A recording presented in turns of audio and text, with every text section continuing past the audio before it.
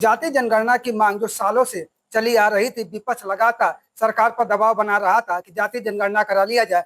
इसको देखते हुए केंद्र सरकार ने एक दिन पूर्व जाति जनगणना कराने का आदेश जारी कर दिया है। ऐसे में इस जाति जनगणना का गाजीपुर या पूरे देश में क्या असर होगा, इसको जानने के लिए हमारे साथ गाजीपुर के सांसद अफजाल अंसारी साहब हैं। हम उनसे जानेंगे कि जो सरकार ने ये आदेश दिया है उसका यहाँ भारतीय राजनीति पर और लोगों पर क्या असर पड़ने वाला है। थोड़े में ज्यादा स्वाद यही तो है इसकी खास बात। वाओ मामा, क्या स्वाद है। अरे मेरे राजा, मसाला।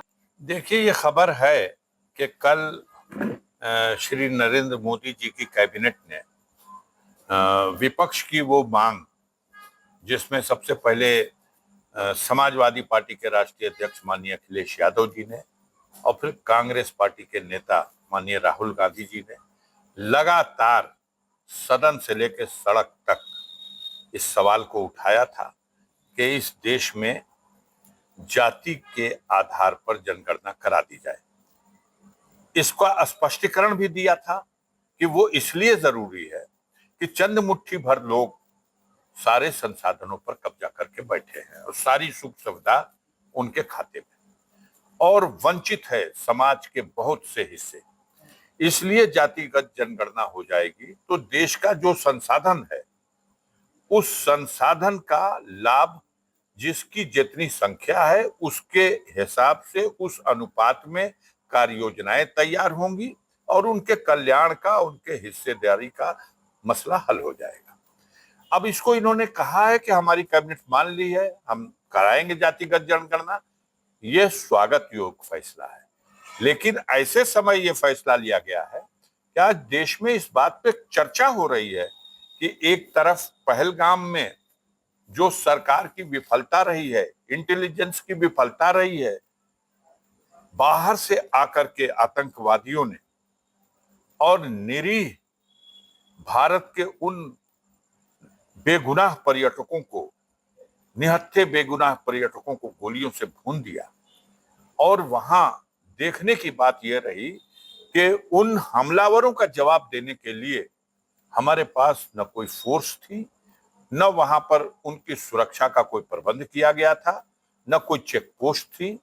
ये घटना अंजाम देना और फिर आज लगभग 10 दिन होने को है लापता हो जाना, ये सवाल आम नागरिकों के लिए इस सरकार के प्रति अविश्वास पैदा कर रहा है।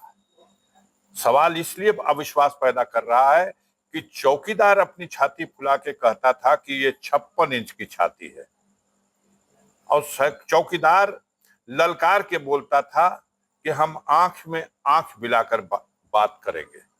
लेकिन इस घटना के अंजाम दे देने वाले वो गुनहगार, उनको अब तक सजा नहीं मिली और देश की जनता बहुत व्याकुल है। देश के प्रधानमंत्री श्री नरेंद्र मोदी जी घटना के फौरन बाद बिहार में एक सभा को संबोधित करने चले गए, जहां बिहार में चुनाव हो रहा, और राहुल गांधी वो कश्मीर पहुंच गया, जहां अस्पतालों में जो घायल अवस्था में लोग भर्ती थे उनकी खैरियत पूछ रहा। देश बेचैन है और आप वोट मांग रहे हैं। तो ये जो नुकसान हुआ है इससे ये लोग बहुत परेशान हुए। तो इस हड़बड़ी में दिमाग डाइवर्ट करने के लिए भी इस तरह का फैसला लिया जा सकता है। और ये लोग ऐसे लोग हैं कि कब कौन सा फैसला लेंगे, कैसे लागू करेंगे, इस जातिगत जनगणना कैसे कराएंगे। कहीं इसको भी ऐसे ही तो नहीं करा देंगे जैसे ईवीएम मशीन में वोटों की गिनती होती है, जैसे महाराष्ट्र में चुनाव में, हरियाणा के चुनाव में बड़े पैमाने पर फर्जी वोटर और फिर मतदान में गड़बड़ी करके रिजल्ट बदला गया। उस तरह से जातिगत जनगणना में भी कोई उस तरह का कोई धोखाधड़ी का इरादा तो नहीं है। अगर साफ दिल से ये फैसला लिया गया है और सही तरीके से जाति आधारित जनगणना करा दी जाए तो मेरे समझ से इस देश में जो लोग अभी तक हक और अधिकार से वंचित हैं उनके हित में ये बहुत बड़ा फैसला होगा और समाजवादी पार्टी उनको उनका अधिकार, उनका उनका हक दिलाने के लिए लगातार लड़ती रहे हैं।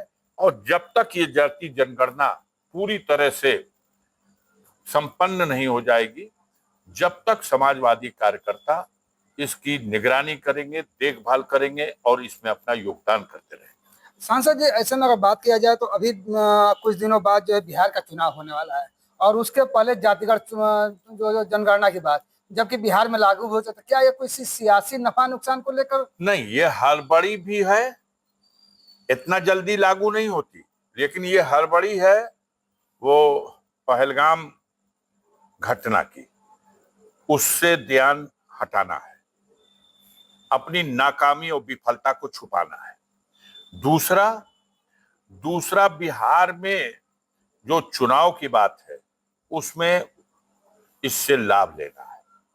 हालांकि वो ये उनको स्मरण होना चाहिए कि बिहार में जब राजद और जदयू यानी तेजस्वी यादव और नीतीश कुमार, इन दोनों के पार्टियों की मिलीजुली सरकार थी, इन दोनों लीडरों की, तब ये फैसला हुआ था और जातिगत जनगणना बिहार में हुई।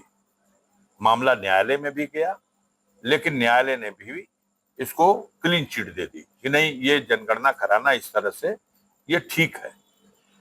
अब उन दिनों भाजपा इसका विरोध कर रही थी, वो सदन में भी विरोध कर रही थी, सड़क पर भी विरोध कर रही थी और न्यायालय तक भाग रही थी। उसके कार्यकर्ता, उसके नेता कभी इस पक्ष के नहीं थे, तो उसका खामियाजा न भुगतना पड़े बिहार में, क्योंकि बिहार में जातिगत जनगणना उसके लिए भी तेजस्वी को वहां की जनता मानती है कि तेजस्वी सरकार चला रहे थे अपने पार्टी के, मतलब नीतीश कुमार के सदस्यों की तुलना में उनसे दोगुना ज्यादा सदस्य आरजेडी के थे और उनके समर्थन से वो सरकार चल रही थी।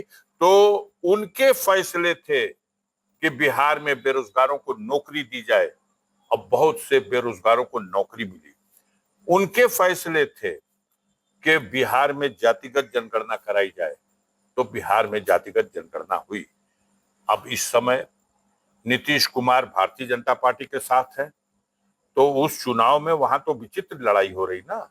एक तरफ भारतीय जनता पार्टी के मुखिया और देश के प्रधानमंत्री वहां अपना हनुमान कहते हैं चिराग पासवान को, और दूसरी तरफ चिराग पासवान नीतीश कुमार को लुक्कारा लेके खड़े हुए हैं। तो अब सवाल इस चीज का है कि लोग अभी भी नीतीश कुमार के नेतृत्व में चुनाव लड़ा जाएगा या नीतीश को नर्वस करके इस मुकाम तक पहुंचा दिया जाएगा कि वो बेचारा हौसला छोड़ दे। इन सब उहापोह में अपना जो किरदार इन लोगों ने वहां जातिगत जनगणना का विरोध करके भारतीय जनता पार्टी ने जनता के बीच में एक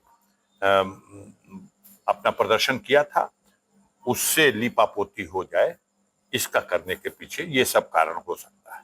सांसद जी, अंतिम सवाल है, अभी सुप्रीम कोर्ट की बात किया जाए, आपके भाई की जो जहर देने की वाली याचिका थी उसको खारिज करने का मामला आ रहा है, इस पर आपका क्या? नहीं, खारिज करने का याचिका थी, उसमें जो अभी बिना फैसला पड़े, जो सरसरी तौर पर मीडिया से ही मालूम हुआ, उसमें ये कहा गया कि यदि अभी जो पुलिस सरकार ने रिपोर्ट दी है उसमें कहा है कि हमने जांच करा ली है, उनको कार्डियक अरेस्ट, हार्ट अटैक हुआ, और अगर आप कोई और भी इसके अलावा एक्शन चाहते हैं तो आप हाई कोर्ट जा सकते हैं। तो अब उनको हमारे वकील उसका लीगल एग्जामिन करेंगे और फिर लीगल सेल के लोग जो बेहतर और मुनासिब होगा न्याय प्राप्त करने के लिए, उसके लिए हम लोग भरपूर प्रयास करेंगे, क्योंकि यह सरकार प्रायोजित षड्यंत्र के तहत उनकी जान ली गई है और सरकार ही के मशीनरी ने जांच किया है और उसकी रिपोर्ट प्रस्तुत करके उन्होंने न्यायालय के सामने ये कहा है कि ऑलरेडी जांच हो चुकी है। न्यायालय ने मना नहीं किया, न्यायालय ने कहा कि अब यहाँ पर इस याचिका की सुनवाई और उचित नहीं है, आपको अगर कुछ और इसमें चाहिए तो आप हाई कोर्ट जा सकते हैं। तो हम लोग उसको देख रहे हैं, जो कानूनी रास्ते से है इसका हम लोग करेंगे। तो ये थे गाजीपुर के सांसद अफजाल अंसारी, जिन्होंने जातिगत जनगणना जो एक दिन पहले केंद्र सरकार के द्वारा जारी किया गया है उस पर उन्होंने अपनी बेबाकी से राय दिया। साथ ही तो अभी कुछ दिन पहले सुप्रीम कोर्ट के द्वारा मुख्तार अंसारी की मौत को लेकर जो याचिका दाखिल की गई थी उसको खारिज कर दिया गया, जिस पर उन्होंने साफ कहा है कि सुप्रीम कोर्ट ने एक रास्ता दिखलाया है कि आप इसके बदले आप हाई कोर्ट भी जा सकते हैं। गाजीपुर से अनिल कुमार, TV9 यूपी उत्तराखंड के लिए। कुछ तो सस्ता लो, सब बढ़िया लो, इसमें क्या खास बात है? थोड़े में ज्यादा स्वाद, यही तो है इसकी खास बात। मसाला